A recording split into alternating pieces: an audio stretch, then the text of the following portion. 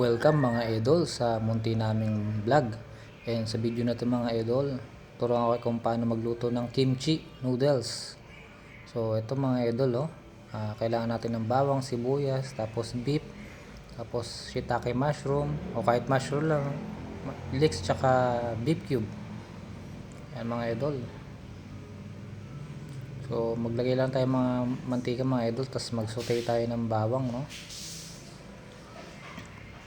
Yan, halu-haluin lang natin yung konti, tapos sibuyas na.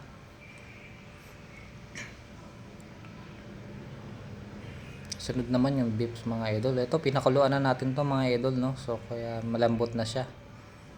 So yan, beef laman lang mga idol, o kahit anong may laman na may taba pwede yun. Tapos ito yung shiitake mushroom mga idol, may nabibili niyan sa Pure Gold, yung Jolly shiitake mushroom. Tapos leeks, ayan, lalo natin para sa. Tapos itong kimchi naman. So ayan, may kimchi na tayo na naka-ready, no. Tapos sinutay natin ng konti. Tapos sunod guys, itong beef broth, yung pinagpakuluan natin ng baka, no. Yung mga idol. Salin natin lahat yan, pati yung taba. Masarap yan mga idol. Yan mga idol, pakuluan lang natin sandali mga idol, no.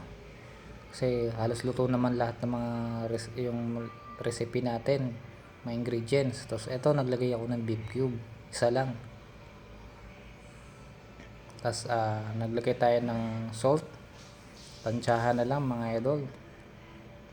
Kasi ito yung delicious na noodles. Ayan mga idol, egg noodles delicious mga idol, yung ano niya, yung pangalan niya.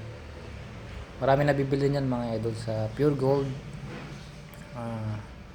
Budget King, mga supermarket mga idol, o kahit anong egg noodles pwede naman mga idol. Tapos ito, naglagay na tayo ng ng paminta, no. Ayan mga idol, durog.